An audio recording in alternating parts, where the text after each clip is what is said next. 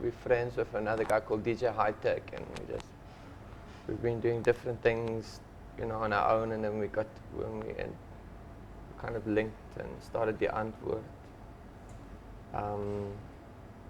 I know it's just kind of organic. I can't remember exactly. It was a long, you just start messing around with stuff and it kind of works. What would you guys classify yourselves? Hip hop or ravers? Where do you get your main inspiration from? Probably rave.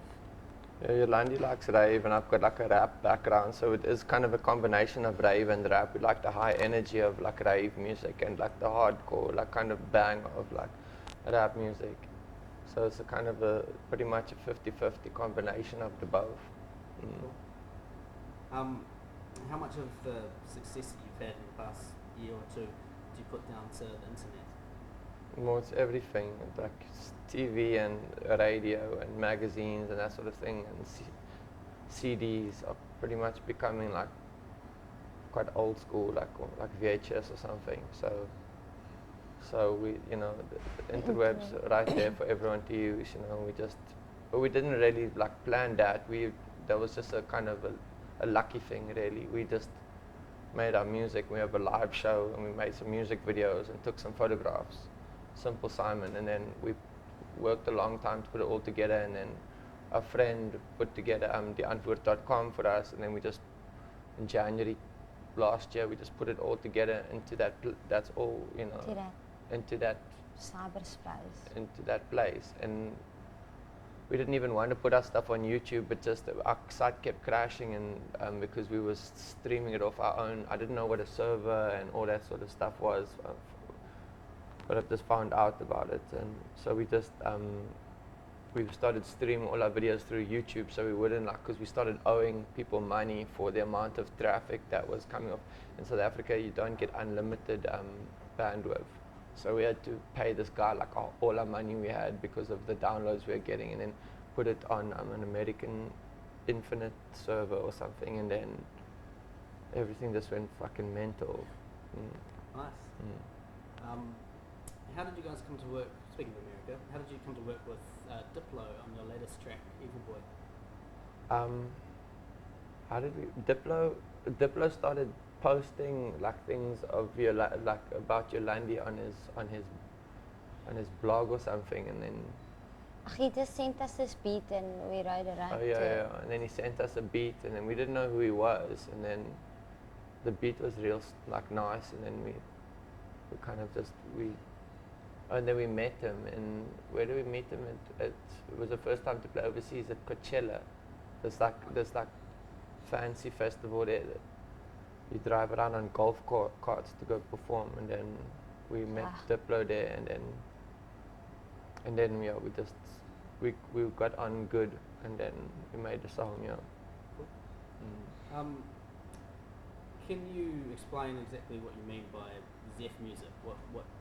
What is Zef to you guys? Zef's a style from South Africa, and that's kind of like so kind of in America you get hip hop or something, and it's like kind of like a style, or like it's not just a you get rap and then you get hip hop, and it's like a whole style. And Zef in South Africa is like a whole style. It's how you, like a way of thinking and dressing and how things sound and stuff, and kind of our style is Zef, so it's just like a South African thing. What are you gonna say? Sorry. I can't remember. Sorry. Okay, it's a weird one. If you guys were going to do a collaboration with someone like Justin Bieber, for example, what do you reckon the subject matter would be? I don't think we would do a collaboration with him. It would be, say, like, pull down your pants, let me see if you're a girl or boy or something. That would be quite a nice hook. Yeah. What can fans at the big day out expect for your show tomorrow? We don't know. Our live show is pretty much the center of our storm, so they can expect to be like kind of in the presence of that. They can come and fuck out and buck wild and fucking the kids get go the nuts. fuck down. Yeah, they go crazy at the live thing. It's real sweet. You guys are going to be playing in a tent with 20,000 people in it, so holy moly, it's quite a lot of crazy, people. crazy. Jesus. So did you bring DJ High Tech with you, or what's? Yeah, we roll with him. Yep. Yeah, strictly. But he just doesn't, he's a bit shy. He doesn't 'cause like interviews or. he's got like a speech impediment. Fair enough. Fair enough. Did you always want to be rappers growing up? Did you ever think you'd get paid to travel the world representing South African, Zef culture? I knew I wanted to be a rapper. I didn't know I was going to get paid for it until recently. And I always wanted to fly around the world, but I didn't know it was, that it was going to happen. It was going to take so fucking long to kick. But Yolandi, she got started early. She's the young blood in the force, in the team. On a slightly more serious note, a lot of your lyrics, you mentioned South Africa is not just about, it's about a lot of different cultures, a lot of different races. Do you think today, in 2011, racism still exists in South Africa, and how does that kind of affect the music that you guys make? It's much worse, and we've traveled around the world now. The racism is like it's like everywhere around the world, but it's like when we've been to like England, for instance, it's a million times worse. In UK, but they don't talk about it. It's like a more like silent, like violent thing. And in America, it's also like floating around, much worse than South Africa. South Africa was like that thing was kind of. It was like an 80s thing, and it's kind of way mixed. But it's kind of old-fashioned now. It's like now. an old thing. It's not really like relevant. Cool anymore. There's a bit of racism because it's run by like black people towards like whites a little bit, but that's like whatever. It doesn't matter. It's like but it's also like the cultures are very merged. Like when I said I represent all those different cultures, is a thing of like that is, I think so everyone like got all pumped up about that and thought because South Africa is like synonymous with racism, or it used to be until, when you ask people, someone said a funny thing to me recently. When you ask someone like up to recent, if you think South Africa, the first word that comes to mind would be like apartheid or racism. And now when you ask people South Africa, what's the first word that comes to mind? People are like Zef, which is a nice transformation. And when I say I represent all those things, it's because South Africa is like a merger of all those things, where it used to be like forcibly like kept apart. For a while now, it's been like just not like harmoniously merging, but it's just kind of like that's what's like all fucked into one thing, and it kind of works, in a dysfunctional way, We love it there. So it's more of a melting pot. Everything's finally. That's what gives it its flavor. Yolanda, you have rats, pet rats and things. How old is your rat and what's its name? Well, I've got 30 rats, and it's hard to tell the difference, and I call them all sneaky prawns. And my oldest rat, which was 3 years old, he was this big. His name was Gumi. He recently passed away, and I got him stuffed. So when I get back, he'll be ready. It took almost 6 months for the process to happen, because they had to treat the skin and everything. And I got him stuffed in this position like this, like standing Splinter. on his back legs. Yeah, so I'm excited. Like Master Splinter. They had to get eyes from Germany. Really? Yeah. I don't know if you guys probably been asked this many times before. Who gives you your haircuts?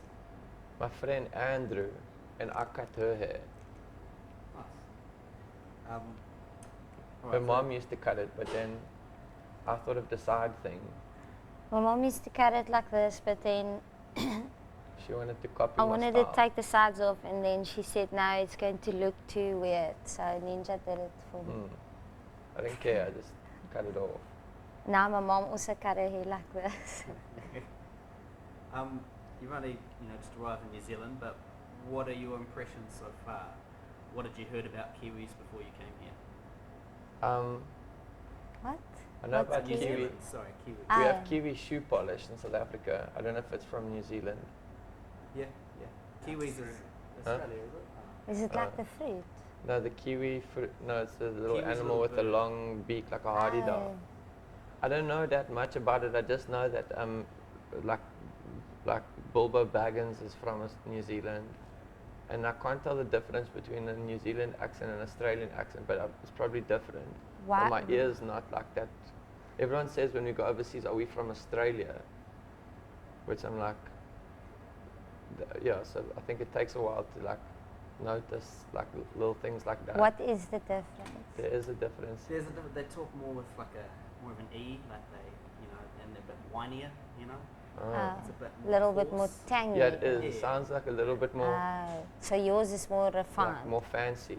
Yeah, New Zealand's not as fancy as British, but in between. Kind of in between, you know. So like New Zealand's are like fancy Australians, sort of like sonically. Yeah.